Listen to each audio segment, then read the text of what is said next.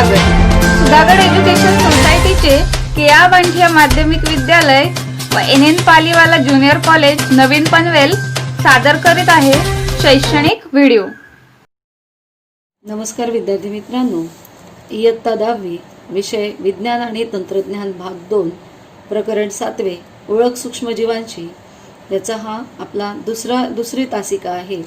आणि आपण या ओळख सूक्ष्मजीवशास्त्राची त्यामध्ये उपयोजित सूक्ष्मजीवशास्त्र, औद्योगिक सूक्ष्मजीवशास्त्र आणि उत्पादने याविषयी माहिती घेत आहोत। त्यामध्ये आज आपण सूक्ष्मजैविक विकरे याबद्दल माहिती घेणार आहोत। सूक्ष्मजीवांच्या साहाय्याने मिळवलेली विकरे आता रसायन उद्योगामध्ये वापरली जातात। सर्वप्रथम आपल्याला विकरे म्हणजे काय ते माहीत असणे गरजेचे आहे। ज्याप्रमाणे आपण अन्नपदार्थ शरीराच्या आत घेतो आणि त्याचं पचन आपल्या शरीरात घडवून आणतो आणि त्यातले आवश्यक जे घटक आहेत ते आपल्या रक्तात मिसळून आपल्या शरीराचं पोषण होतं, परंतु सूक्ष्मजीव आकाराने इतके लहान असतात की त्यांना अन्नाचा एक सूक्ष्म कण देखील शरीरात ते घेऊ शकत नाही। त्याच्याही पेक्षा त्या आकाराने लहान असतात। मग ते त्यांच्या शरीरातून काही द्रव पदार्थ स्त्रवतात, त्याला विकरे असे म्हणतात। ती त्या अन्नपदार्थांवर सोडली जातात आणि त्यांचं अधिक लहान घटकामध्ये रूपांतरण केलं जातं आणि मग ते जी घटक आहेत ती विरघळतात त्यांच्या विकरामध्ये आणि मग ती शोषून घेतात। तर अशी ही जी सूक्ष्मजैविक विकरे आहेत त्यामध्ये काही औषधी गुणधर्म सुद्धा असतात आणि त्याचा उपयोग आज आपण उद्योगधंद्यामध्ये करून घेतलेला आहे। त्यामुळे आपल्याला कसे फायदे होतात ते आपण बघूया। मानवी पचन संस्थेत स्त्रवणारे विकर कोणते काम करतात? आता मानवी पचन संस्थेत स्रवणारे विकर निरनिराळ्या अन्नघटकांचे पचन करण्याचं काम करतात आणि त्यांच्या साह्याने जटिल पदार्थांचं अवशोषण जे आहे ते सुलभ होतं आणि साध्या अशा घटकांमध्ये त्याचं रूपांतरण होतं। काही विकरांची नावे सांगा। कोणती विकरे आपल्या शरीरामध्ये आढळतात? तर जठरामध्ये पेप्सिन नावाचं, रेनिन, स्वादुपिंडाच्या मध्ये स्वादुरसातील अमायलेज, त्यानंतर ट्रिप्सिन, लायपेज, लहान आतड्यामध्ये पेप्टिडेज इत्यादी विकरे आपल्या शरीरामध्ये स्त्रवत। सूक्ष्मजैविक विकरे रसायन उद्योगात आता रासायनिक उत्प्रेरकांच्या ऐवजी सूक्ष्मजीवांच्या सहाय्याने मिळवलेले विकरे वापरली जातात। पूर्वीच्या काळी रासायनिक उत्प्रेरक वापरायचे। उत्प्रेरक आपल्याला माहिती आहे की रासायनिक अभिक्रियेत जो भाग घेत नाही परंतु ज्याच्या उपस्थितीने क्रियेचा वेग वाढतो, पण आता त्याचा वापर न करता सूक्ष्मजीवांची विकरे वापरली जातात। काय फायदा होतो आपल्याला? तापमान, pH, दाब यांची पातळी कमी असतानाही ही विकरे कार्य करतात। त्यामुळे ऊर्जेची बचत होते। महागड्या क्षरणरोधक उपकरणांची गरज भासत नाही। विकरे विशिष्ट क्रियाच घडवून आणतात आणि अनावश्यक उपउत्पादिते बनत नाहीत। त्यामुळे शुद्धीकरणाचा खर्च कमी होतो। ही उपयोग आपल्याला त्याचे होतात। त्याचबरोबर सूक्ष्मजैविक विकरांच्या अभिक्रियांमध्ये टाकाऊ पदार्थाचं उत्सर्जन, त्याचं विघटन हे टाळलं जातं आणि त्यामुळे विकरांचा पुनर्वापर करता येतो आणि म्हणून त्यांना आपण काय म्हणतात? पर्यावरण स्नेही विकरे असं आपण त्यांना म्हणतो। मग त्याची उदाहरणं कोणती आहेत? तर ऑक्सिडोरिटेक्झिस, त्यानंतर ट्रान्सफेरेजिस, हायड्रोलेजिस आणि लायजेस, आयसोमेरेजिस, लायगेजिस ही सूक्ष्मजैविक विकरांची काही उदाहरणं आहेत। आता आपण जो डिटर्जंट वापरतो कपडे धुण्यासाठी, त्या डिटर्जंटमध्ये विकरे मिसळल्याने मळ काढण्याची जी प्रक्रिया आहे ती कमी तापमानालाही घडून येते आणि मका जो आहे खाण्याचा जो मका त्याच्या स्टार्चवर बॅसिलस आणि स्ट्रॅप्टोमायसिस पासून मिळवलेल्या विकरांची क्रिया घडवून फ्रुक्टोज आणि ग्लुकोज यांचे सिरप म्हणजे सरबतांचे माध्यम त्याला बनवलं जातं। त्यानंतर चीज असेल, वनस्पतींचे अर्क असेल किंवा वस्त्रोद्योग असेल, चामडे, कागद इत्यादी अनेक उद्योगांमध्ये सूक्ष्मजैविक विकरे जी आहेत त्यांचा वापर केला जातो। आपण बाजारात गेल्यानंतर काही शीतपेय, आईस्क्रीम, केक, सरबते इत्यादी विविध खाद्यपदार्थ आपण घेतो आणि आपल्याला आवडीचा रंग किंवा आपल्या आवडीचा फ्लेवर आपण त्यांना मागतो। मग खरोखरच हे जे रंग आहेत किंवा त्याची चव आहे, सुगंध आहे, फळापासूनच बनवलेलं असतं का? तर नाही, ते खऱ्या फळांपासून बनवलेलं नसतं। तर शीतपेये, सरबताच्या बाटल्या, आईस्क्रीमचे वेष्टन इत्यादीवर छापलेली जर तुम्ही घटक द्रव्ये वाचली तर त्यामध्ये किती नैसर्गिक घटक आहेत आणि किती कृत्रिम घटक त्यामध्ये मिसळलेले आहेत ते आपल्याला दिसेल। म्हणजे आपल्याला लक्षात येईल की आपण जे काही खात आहोत त्यामध्ये कृत्रिम पदार्थांचा वापर जो आहे तो जास्त आहे. व्यावसायिक उत्पादनात वापरण्यात येणारी सेंद्रिय आम्ले आणि त्यासाठी उपयुक्त सूक्ष्मजीव. त्यासाठी स्रोत आहे, सूक्ष्मजीव कोणते वापरलेले आहे, कोणतं सेंद्रिय आम्ल तयार झालंय आणि त्याचा उपयोग काय होतोय. ऊस किंवा बीट यांची मळी किंवा अमोनिया क्षार, त्यामध्ये सूक्ष्मजीव वापरलेला आहे ब्रेव्ही बॅक्टेरियम किंवा कोरिने बॅक्टेरियम. सेंद्रिय आम्ल तयार झालंय एल ग्लुटॅमिक आम्ल आणि उपयोग आहे मोनोसोडियम ग्लुटामेट, ज्याला अजिनोमोटो आपण म्हणतो, चायनीज पदार्थांमध्ये घातला जातो, त्याचं उत्पादन त्या ठिकाणी केलं जातं. ऊसाची मळी आणि क्षार, सूक्ष्मजीव आहे ॲस्परजिलस नायगर, तयार होते सायट्रिक आम्ल, उपयोग आहे पेये, गोळ्या, चॉकलेट उत्पादन इत्यादी. जे आपण साखरेच्या गोळ्या खातो, संत्र्याच्या गोळ्या असतील तर ते जे आहे त्या बनवण्यासाठी याचा वापर केला जातो. ग्लुकोज कॉर्न स्टिप लिकर, त्यामध्ये सुद्धा वापरला जाणारा सूक्ष्मजीव ॲस्परजिलस नायगर आहे. नंतर त्यापासून तयार होणारं जे रसायन आहे सेंद्रिय आम्ल ते ग्लुटॅमिक आम्ल आहे आणि त्याचा उपयोग कॅल्शियम आणि लोह कमतरता भरून आणणारे जे क्षार असतात त्याचं उत्पादन केलं जातं. त्यानंतर मळी व कॉर्नस्टिप लिकर, लॅक्टोबॅसिलस डेलब्रुकी ह्या सूक्ष्मजीवाचा वापर होतोय, लॅक्टिक आम्ल तयार होते आणि नायट्रोजनचा तो प्रमुख स्रोत तयार होतोय, जीवनसत्वांचं उत्पादन. आज आपण बघतो की जे अन्न आपण खातो त्यातनं जीवनसत्वे कमी प्रमाणात आपल्या शरीरात जातात आणि मग आपल्याला जीवनसत्वयुक्त गोळ्या किंवा काय जे सप्लिमेंट डाएट असेल तो घ्यावा लागतो. तर ह्या सूक्ष्मजीवांच्या साह्याने ते तयार केले जातात. मळी व कॉर्नस्टिप लिकर, ॲस्परजिलस फेरियस, ॲस्परजिलस इटॅकॉनिक आम्ल तयार होते. कागद, वस्त्र, प्लास्टिक उद्योग किंवा डिंक उत्पादन यासाठी त्याचा वापर हा केला जातो. त्यानंतर आहे झॅन्थन डिंक. झॅन्थन डिंक जो आहे तो झॅन्थन डिंक आपण कशासाठी वापरतोय तर आपल्या आवडीचे ice cream, pudding, chocolate, milkshake, chocolate पेय, इन्स्टंट सूप याला जो दाटपणा येतो, घट्टपणा, तो झॅन्थन डिंक घालून आणलेला असतो. स्टार्च व मळीचे झॅन्थोमोनास प्रजातींकडून किण्वन घडवून आणलं जातं आणि हा डिंक तयार केला जातो. गरम व थंड पाण्यामध्ये हा डिंक विरघळतो. उच्च घनता या वैशिष्ट्यांमुळे त्याचे अनेक उपयोग आहे. आपल्याला उपयोग लिहायला येतात. तर रंग, खत, तणनाशके, वस्त्रांचे रंग, टूथपेस्ट, उच्च प्रतीचा कागद बनवण्यासाठी झॅन्थन डिंकाचा उपयोग येतो. इथे आपल्याला ॲस्परजिलस नायगर हे जे कवक आहे ते दाखवलेलं आहे. त्यानंतर पुढे सूक्ष्मजैविक क्रियेने मिळवलेले पदार्थ व त्याचे कार्य. आता सूक्ष्मजैविक क्रियेने कोणकोणते पदार्थ आपण मिळवतो आणि त्याची कोणती कार्य आहेत ती बघूया. सूक्ष्मजैविक क्रियेने मिळवलेले पदार्थ आणि कार्य. पहिलं आहे सायट्रिक आम्ल, मॅलिक आम्ल, लॅक्टिक आम्ल, यांचं कार्य आहे आम्लता देणे. ग्लुटॅमिक आम्ल, लायसिन, ट्रिप्टोफॅन, प्रथिन बांधणी करणे. नायसिन, नॅटामायसिन सूक्ष्मजैव प्रतिबंधक आहे. ॲस्कॉर्बिक आम्ल असेल ते व्हिटॅमिन सी, B12 किंवा B2 अँटीऑक्सिडंट जीवनसत्व म्हणून वापरलं जाते. बीटा कॅरोटीन जे आहे, लायकोपिन, झॅन्थिस, ल्युटिन्स हे खाद्य रंग आहे. म्हणजे खाद्यपदार्थांमध्ये जे आकर्षक रंग असतात हे सर्व या सूक्ष्मजीवांच्या विकरांद्वारे मिळवलेले असतात. पॉलिसॅक्राइड, ग्लायकोलिपिड्स हे इमल्सिफायर्स आहे. त्यानंतर व्हॅनिलिन, इथायलिन, ब्युटिरेट, फळांचा स्वाद, पेपरमिंट स्वाद, विविध फुले व फळांचे सुगंध. जे काही सुगंध असतील किंवा चव असेल फळांची ती सर्व बनवण्याचं कार्य हे सूक्ष्मजैविक क्रियेद्वारे केलं जातं. आणि त्यापासून इसेन्स, बाजारामध्ये इसेन्स बघा विकत मिळतो, आपण केकमध्ये वगैरे टाकतो, खाण्यायोगी सुगंध द्रव्ये तयार केली जातात.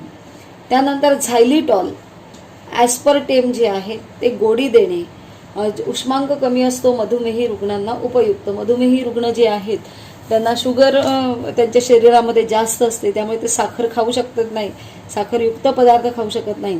मग अशा वेळेला झायलिटॉल असेल किंवा ॲस्परटेम असेल हे जर टाकले त्यामध्ये तर कृत्रिम गोडी म्हणजे जिभेला गोड चव येते, परंतु शरीरामध्ये मात्र साखर त्या प्रमाणामध्ये कमी जाते. तर अशा पद्धतीने सूक्ष्मजैविक क्रियेने मिळवलेले पदार्थ आणि त्याचे कार्य आहेत.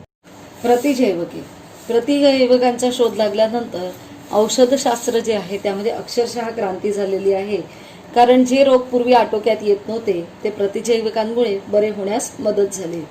आता प्रतिजैवके म्हणजे काय, तर जीवाणूजन्य जे रोग असतात त्यावर औषधोपचार करताना प्रतिजैवके किंवा अँटीबायोटिक्स देण्यात येतात. ही औषधे विशिष्ट सूक्ष्मजीवांचा नाश करतात किंवा त्यांच्या वाढीला प्रतिबंध करतात. जीवाणू आणि कवक यांच्यापासून प्रतिजैवके मिळवली जातात. त्यांचे सेवन करताना कोणती खबरदारी आपण घ्यायला पाहिजे, तर डॉक्टरांच्या सल्ल्यानुसार आपल्याला प्रतिजैवके घ्यायचे आहेत.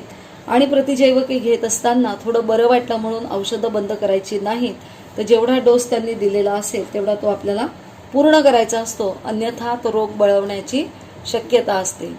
आता प्रतिजैवके विविध प्रकारच्या जीवाणू आणि कवकांपासून मिळवलेल्या प्रतिजैवकांमुळे मानव व इतर प्राण्यांचे रोग आटोक्यात आलेले आहेत. जो मृत्यूदर होता तो आज कमी झालेला आपल्याला दिसून येतोय. आता ही जी इथे प्रतिजैवकांची नावं दिलेली आहे, पेनिसिलिन असेल, सिफॅलोस्पोरिन्स असेल, मोनोबॅक्टम असेल किंवा इतरही जे टेट्रासायक्लिन असेल, व्हँकोमायसिन असेल, ही सर्व जी प्रतिजैवके आहेत त्यांच्या विविध प्रजातींच्या ग्रॅम पॉझिटिव्ह आणि ग्रॅम निगेटिव्ह या जीवाणूंविरुद्ध वापरली जातात. तर क्षयरोग जे आहे त्यामध्ये रिफायमायसिन औषध जे आहे ते पूर्णपणे प्रभावी ठरलं जातं. त्यानंतर आपल्याला पुढे बघायचं आहे सूक्ष्मजीव व इंधने. सूक्ष्मजीव व इंधने बघताना आधी आपण बघू की बायोगॅस संयंत्रामध्ये कोणकोणते पदार्थ कुजवले जातात. तर बायोगॅस संयंत्र जे आहे त्यामध्ये जैविक कचरा असेल, प्राण्यांचं मलमूत्र असेल, शेतातला वनस्पतीजन्य कचरा असेल तो कुजवला जातो. त्यामधून आपल्याला कोणते पदार्थ मिळतात, तर उत्तम प्रतीचं खत मिळतंय आणि इंधन मिळतं. इंधनमध्ये मिथेन वायू आपल्याला मिळतो आणि मिथेन वायू त्यावर स्वयंपाकाचा घराचा जो गॅस आहे तो देखील चालू शकतो. कुजवण्याची प्रक्रिया कोणामार्फत घडते, तर प्राण्यांची जी विष्ठा असते त्यामध्ये मिथॅनोजेनिक जीवाणू असतात आणि त्या संयंत्रामध्ये ही कुजवण्याची जी क्रिया आहे ती या जीवाणूंच्या मार्फत घडवून आणली जाते. सूक्ष्मजैविक इंधने मोठ्या प्रमाणावर निर्माण होणाऱ्या नागरी, शेतकी, औद्योगिक कचऱ्याचे सूक्ष्मजैविक विनाऑक्सी अपघटन करून मिथेन वायू हे इंधन मिळवलं जातं. त्यानंतर इथे सॅक्रोमायसिस किण्व दाखवलेलं आहे. आपल्याला विचारलं जातं परीक्षेला की सॅक्रोमायसिस किण्व जे आहे ते उसाच्या रसापासून जी मळी तयार होते, साखर काढून घेतल्यानंतर जी उरलेला त्याला मळी म्हणतात, त्यामध्ये सॅक्रोमायसिस सेरेवेसी किण्व टाकलं जातं. तिथे किण्वन क्रिया घडून येते आणि काय तयार होतंय, इथेनॉल हे स्वच्छ आणि धूररहित इंधन तयार होतंय. म्हणजे इथेनॉल ज्या वेळेला जळतं त्यावेळेला त्याच्यातनं धूर बाहेर पडत नाही. इतर आपण बघितलं असेल पेट्रोल असेल, डिझेल असेल, कोळसा असेल, कोणतंही इंधन जळत असताना त्यामधनं धूर बाहेर येतो. पण इथेनॉल ज्या वेळेला वापरलं जातं त्यावेळेला त्याच्यातनं कोणताही धूर जो आहे तो बाहेर पडत नाही. हायड्रोजन वायू हे भविष्यातील इंधन मानलं जातं. त्यानंतर पाण्याचे जैविक प्रकाश अपघटन या वायू प्रक्रियेत जीवाणू प्रकाशीय क्षपण करतात आणि हायड्रोजन वायू मुक्त होतो. आपण क्षपण अभिक्रिया बघितलेली आहे.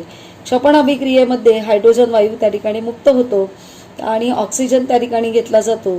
तर अशा रीतीने पाण्याचं जैविक प्रकाश अपघटन घडवून आणलं जातं. इंधनाप्रमाणेच विविध औद्योगिक रसायने सूक्ष्म जैविक प्रक्रियांनी बनवली जातात आणि त्याचा कच्चा माल म्हणून विविध अल्कोहोल, ॲसिटिन, कार्बनी आम्ले, मेद घटक, पॉलिसॅकराइड्स, प्लास्टिक, खाद्यपदार्थ उत्पादनांचा कच्चा माल म्हणून काही पदार्थ हे उपयोगी आहेत. ते आपल्याला हे तीनही घटक जे आहेत ती महत्त्वाची आहेत.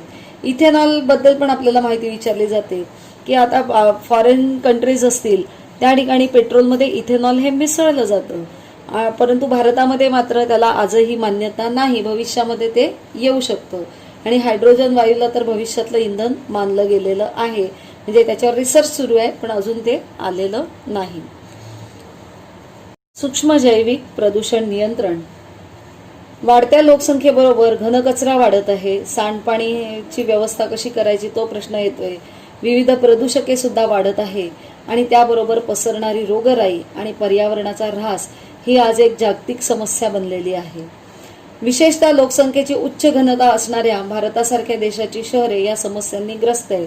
आपण बघितलं असेल की मुंबईसारख्या शहरामध्ये जे डम्पिंग ग्राउंड म्हणजे कचरा ज्या ठिकाणी टाकला जातो आज तिथपर्यंत घरं जी आहे लोकांची ती पोहोचलेली आहेत आणि प्रत्येक जण म्हणतं की ते जी डम्पिंग ग्राउंड आहे ते आमच्या एरियामध्ये नको. मग हा एवढा निघणारा कचरा टाकायचा कुठे, ते काय करायचं त्याचं. त्यामुळे ही एक मोठी समस्या त्या ठिकाणी बनलेली आहे. किंबहुना आपल्या इथे सुद्धा महानगरामध्ये ही समस्या आज आपल्यासमोर उभी आहे. या समस्येचे योग्य वेळी आणि योग्य प्रमाणात निराकरण न झाल्यास पुढच्या पिढींचं जीवन अवघड ठरेल. म्हणजे त्यांना ही जी स्वच्छ हवा असेल, स्वच्छ पाणी आहे, हे त्यांना मिळणार नाही. सूक्ष्मजीवांची पर्यावरणीय भूमिका आता आपण बघूया की कशा पद्धतीने सूक्ष्मजीव हे पर्यावरण स्वच्छ ठेवण्याचं जे काम आहे ते केलं जातं. आपण बघितलं की बायोगॅस संयंत्र असेल किंवा कंपोस्ट खत असेल, याद्वारे घनकचऱ्याची विल्हेवाट लावताना सूक्ष्मजीवांची आपण मदत घेतो.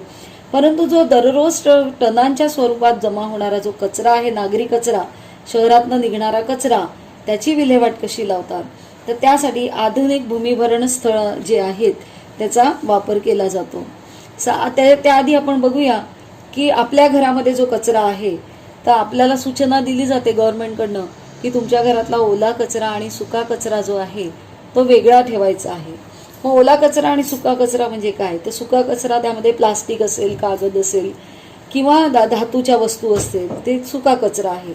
आणि ओला कचरा म्हणजे भाज्यांची देठं असतील, टर्फल असतील, सालं असतील फळांची, ही सर्व ओला कचरा आहे. किंवा घरातलं उरलेलं अन्न असेल ते सुद्धा ओल्या कचऱ्यामध्ये येत आहे. आता हे वर्गीकरण केलेला जो कचरा आहे याचं पुढे काय केलं जातं, तर हा जो कचरा आहे तो एका शहराच्या बाहेर एका ठिकाणी गोळा केला जातो आणि त्या ठिकाणी त्याची विल्हेवाट लावली जाते. आता त्यासाठी भूमिभरण, आधुनिक भूमिभरण स्थळ त्या ठिकाणी आहे. शहरात जमा होणारा जो कचरा आहे तो विघटनशील कचरा नागरी वस्तीपासून दूर भूमिभरण स्थळामध्ये विघटनासाठी टाकला जातो. आता ही आकृती आपल्याला काढायला येते आणि यावर टिपा लिहायला सुद्धा प्रश्न येतो. हा जो खड्डा तयार केलेला आहे, या खड्ड्यामध्ये प्लास्टिकचे अस्तर घातलं जातं आणि त्यावर दाबून गोळा केलेला कचरा जो आहे तो त्यामध्ये टाकला जातो. विशिष्ट जैव रसायनांचा थर जो आहे तो त्यामध्ये टाकला जातो. आता प्लास्टिकचं अस्तर का घातलेलं आहे, तर कचऱ्यातील अशुद्ध किंवा विषारी द्रव्य झिरपून मातीचं प्रदूषण होऊ नये म्हणून ही काळजी घेतली जाते. दाबून गोळा केलेला कचरा या खड्ड्यामध्ये टाकला जातो. त्यावर माती, लाकडाचा भुसा, हिरवा कचरा म्हणजे पालापाचोळा टाकला जातो. त्याचप्रमाणे विशिष्ट जैव रसायने यांचा थर पसरवतात.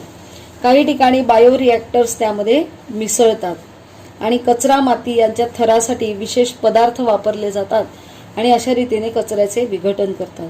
हा खड्डा पूर्ण भरल्यानंतर त्याच्यावर माती टाकून तो लिंपून बंद केला जातो आणि काही आठवड्यांनी त्या ठिकाणी उत्कृष्ट खत जे आहे ते तयार होते आणि ते खत काढल्यावर पुन्हा रिकामं झालेलं भूमिभरण स्थळ पुन्हा ते भरलं जातं. इथे बघितलं असेल भूजल पातळीवर देखरेख ठेवण्यासाठी एक विहीर सुद्धा आहे की जी पाणी आहे इथून ते अशुद्ध द्रव्याचं संकलन त्या ठिकाणी होऊ नये म्हणून प्लास्टिक आपण घातलंय आणि त्यामुळे पाणी जे आहे किंवा माती जी आहे ती खाली अशुद्ध होत नाही. त्यानंतर पुढे जे आहे सांडपाणी व्यवस्थापन. सांडपाण्याचं व्यवस्थापन कशा पद्धतीने करतात. सांडपाणी व्यवस्थापन गावांमध्ये प्रत्येक घरातील सांडपाणी लगतच्या जमिनीत किंवा बायोगॅस यंत्रामध्ये सोडलं जातं. परंतु मोठ्या शहरांमध्ये जमा होणारं सांडपाणी प्रक्रिया केंद्रामध्ये नेऊन त्यावर सूक्ष्म जैविक प्रक्रिया कराव्या लागतात. शहराच्या बाहेर अशा पद्धतीचं सांडपाणी व्यवस्थापन केंद्र असतं.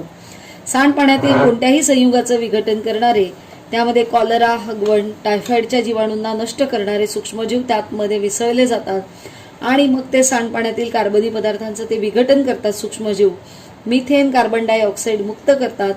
फिनॉल ऑक्सिडायझिंग जीवाणू हे सांडपाण्यातील मानवनिर्मित रसायनांचं विघटन करून आणतात. अशा रीतीने सांडपाण्याचं व्यवस्थापन हे पाणी व्यवस्थापन प्रक्रियेमध्ये तळाकडचा जो गाळ आहे स्लज तो खत म्हणून वापरला जातो आणि त्यातनं बाहेर पडणारं जे पाणी आहे ते निर्धोक असतं पर्यावरणदृष्ट्या.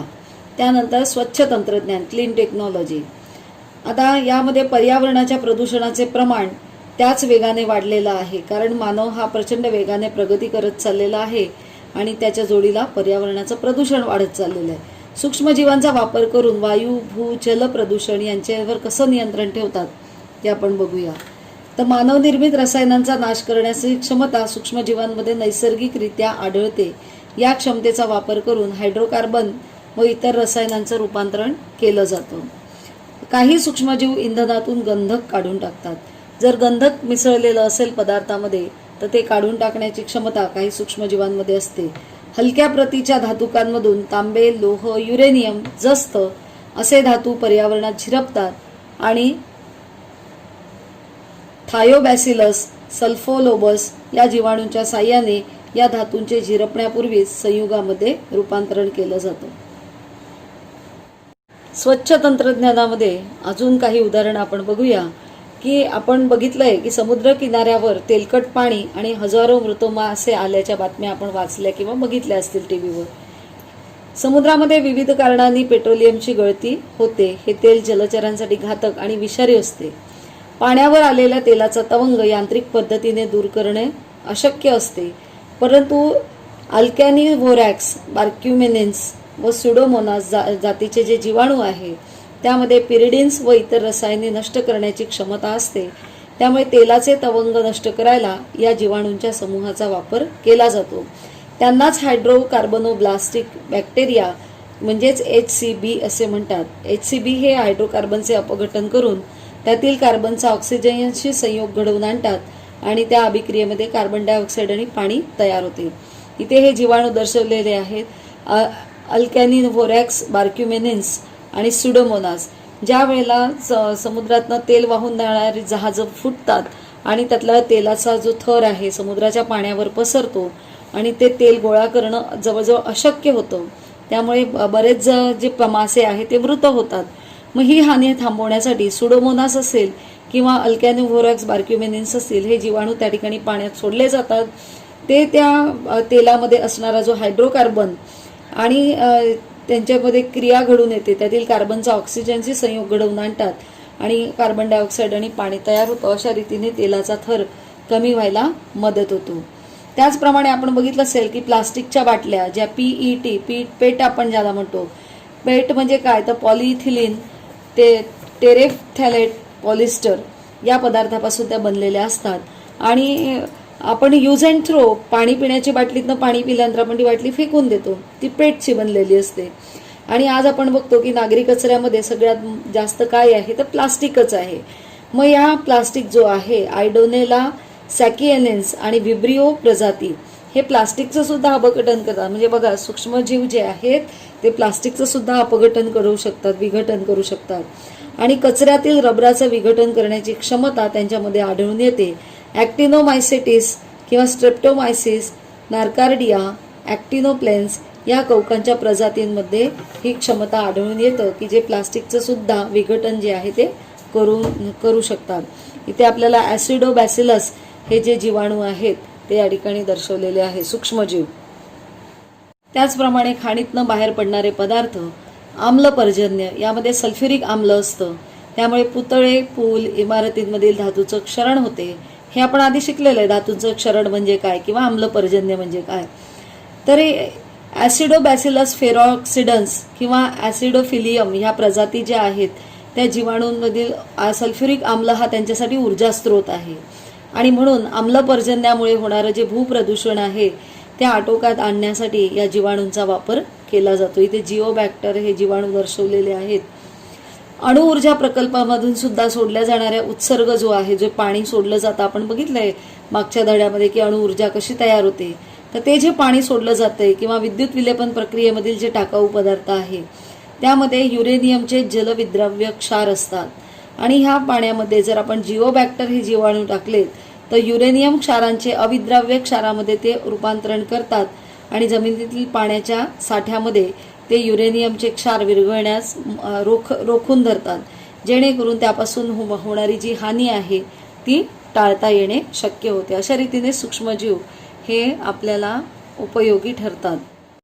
सूक्ष्म जैविक संरोप. शिंबावर्गीय वनस्पतीच्या मुळावरील गाठींमध्ये आणि मातीमध्ये असणारे जीवाणू कसे उपयुक्त ठरतात. त्याआधी आपल्याला शिंबावर्गीय वनस्पती म्हणजे काय तर ज्यांची मुळं जमिनीच्या आतमध्ये खूप खोलवर जातात किंवा द्विदल धान्य जे असतात त्यांना शिंबावर्गीय वनस्पती असे म्हणतात. ती मुळं जर तुम्ही बघितले तर मुळांवर गाठी आढळून येतात आणि त्या गाठींमध्ये विशिष्ट प्रकारचे सूक्ष्मजीव हे त्यामध्ये राहतात. त्याचप्रमाणे मातीमध्ये सुद्धा काही विशिष्ट असे सूक्ष्मजीव असतात. ते स्वतंत्ररित्या नायट्रोजनचं स्थिरीकरण करतात आणि वनस्पतींना नायट्रोजनयुक्त पदार्थ मिळवून देतात. आता त्याला सूक्ष्मजैविक संरोप असे म्हणतात. किण्वन प्रक्रियेने काही सूक्ष्मजीवयुक्त संरोप बनवले जातात.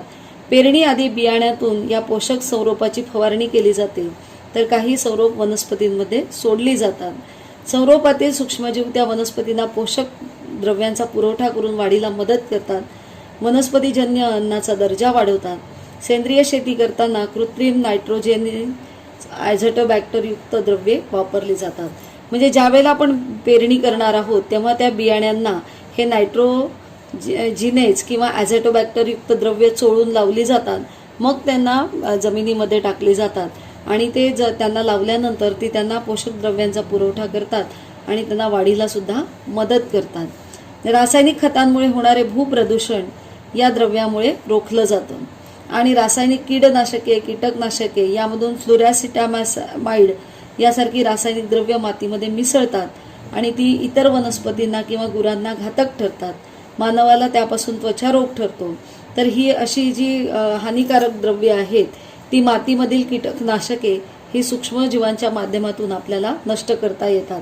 जर आपण ॲझोटोबॅक्टरयुक्त द्रव्य मातीमध्ये टाकली तर ही जी कीटकनाशकांची जी काही हानिकारक द्रव्ये आहेत ती नष्ट होण्यास मदत होते. इथे आपल्याला एक ग्रीन कलरची पॉलिथिन बॅग दाखवलेली आहे. कचरा भरायला हल्ली वापरण्यात आलेले जैव विघटनशील प्लास्टिक म्हणजे पॉलीलॅक्टिक ॲसिड असते. आवश्यकतेनुसार अशा साहित्याचा वापर करा आणि पर्यावरण वाचवा. आपण आपल्या घरी ती काळ्या रंगाची प्लास्टिकची पिशवी घेऊन येतो, तर तिच्यामध्ये कचरा आपण भरून टाकू नये. ती विघटनशील नाही. या उलट ही ग्रीन कलरची जी बॅग आहे ती पॉलीलॅक्टिक ॲसिडनी बनलेली असते आणि ती जैव विघटनशील आहे. म्हणजे ती जरी आपण कचरा भरून त्यामध्ये टाकला तर या प्लास्टिकच्या बॅगचं विघटन हे होऊ शकतं. परंतु त्या काळ्या रंगाच्या ज्या बॅगा आपण वापरतो त्यांचं मात्र विघटन होत नाही. त्यांनी झालं तर उलट प्रदूषणच वाढतं. त्यानंतर जैव कीटकनाशके. जैव कीटकनाशके जी आहेत